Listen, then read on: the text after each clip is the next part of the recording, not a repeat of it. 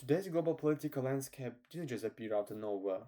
It's a product of centuries of development in international relations that were shaped by wars, alliances, empires, revolutions, and even just diplomatic deals.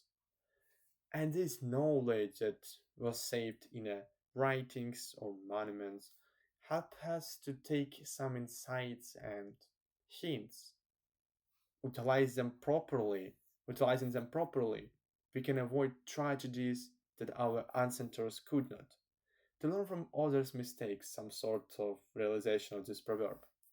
However, there is something that we can't avoid, and eventually there's some the question appears.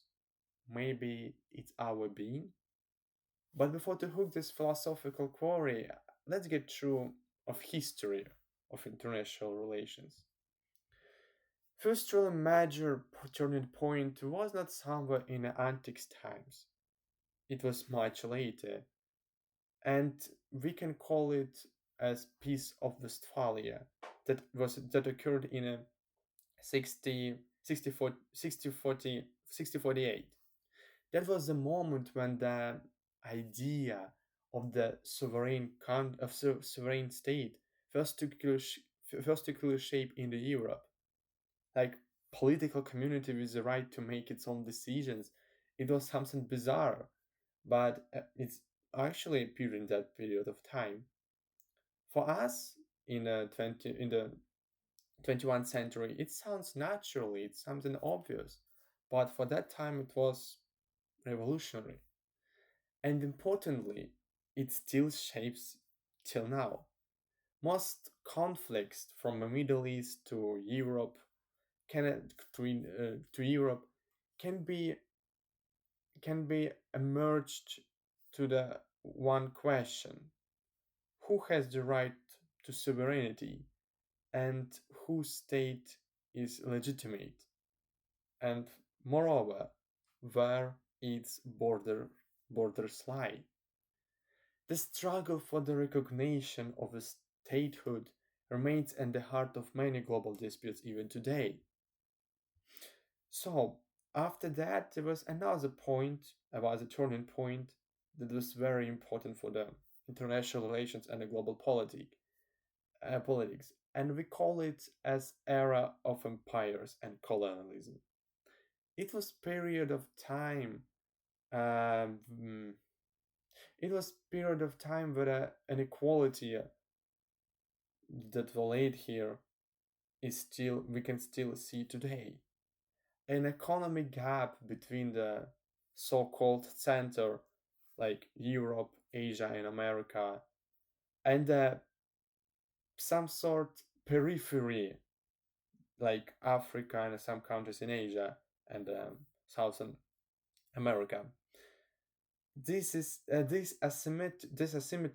asymmetry continues to shape many international conflicts till today. Many countries that gained independence only in the 20th century had to build their own identity from scratches after one period of external control. Um, yeah, and this raises many difficult, um, and this arises a very difficult dilemma. How can new or restored states find their place in the global order while preserving their own culture and simultaneously integrated into global system? Maybe it's something that I called our being, like struggle to fight for the identity and place under sun. But anyway, this question could be more opened in the second period of time, like 20 centuries. It was quite bizarre period of time because we can divide it by two parts. Like first wars, world wars, like first one and the second, and the Cold War. Let's just start with to talk a lot about the first wars. There's no any sense because it's obviously first war. but there's some crucial distinguishes between them.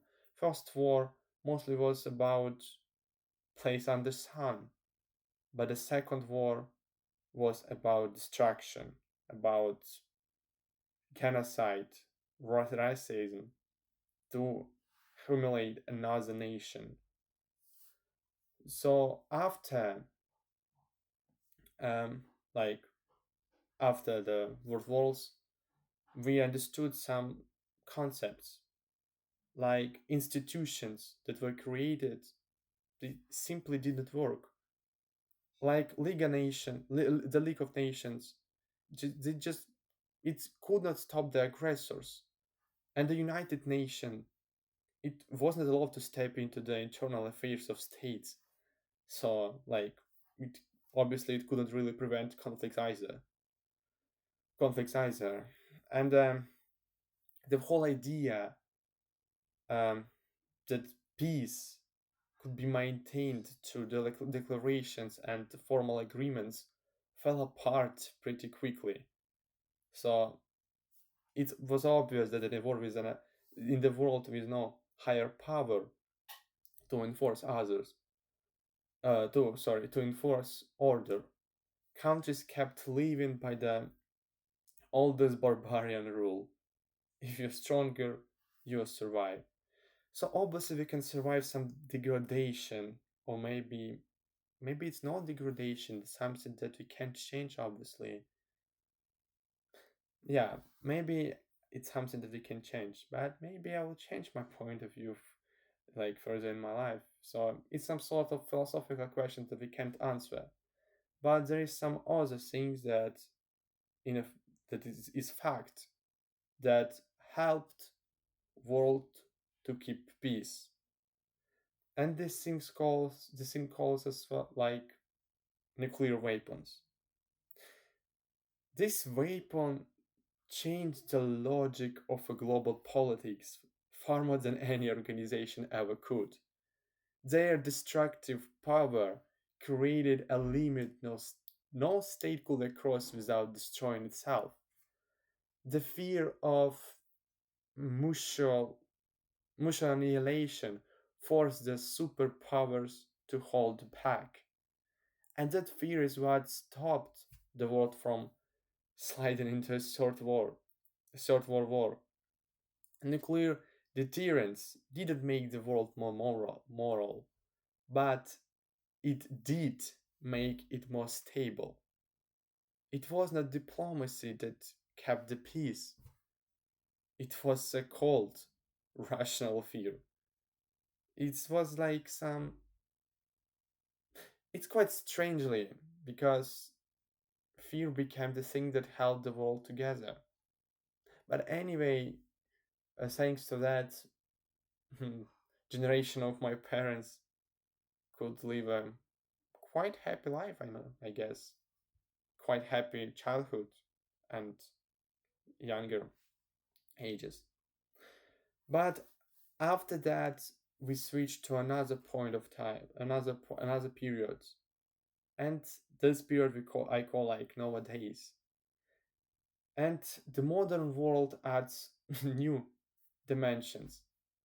Globalization erases borders, yet creates new anxieties. Technology increases and our capabilities, but also our vulnerabilities.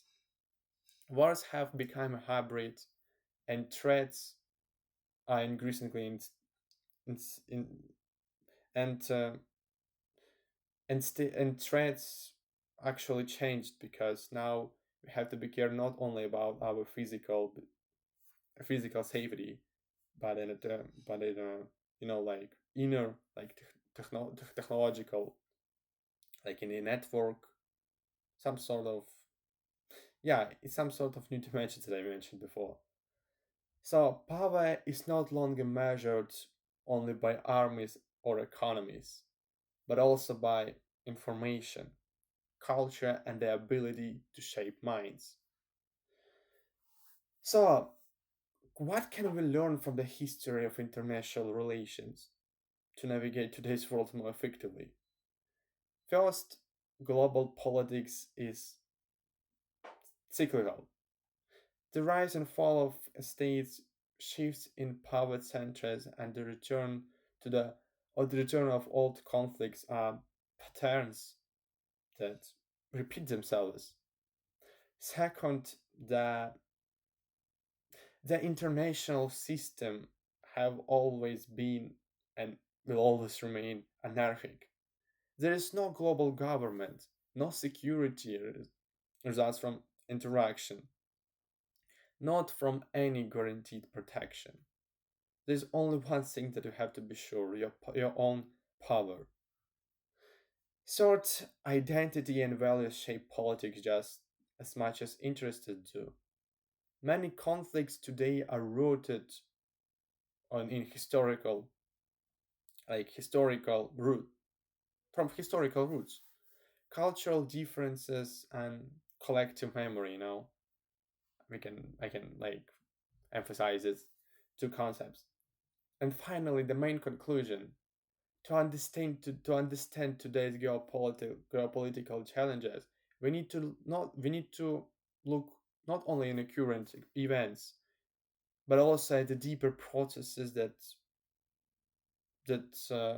have shaped the world for centuries. Not only by understanding the historical logic of international relations, we have to look deeper to history, and we through that we can anticipate future crises, avoid repeating old mistakes, and build a more stable, and and and just an international order, I guess. It's something that our ancestors couldn't do. But I guess in the future we could make some bigger steps to this direction.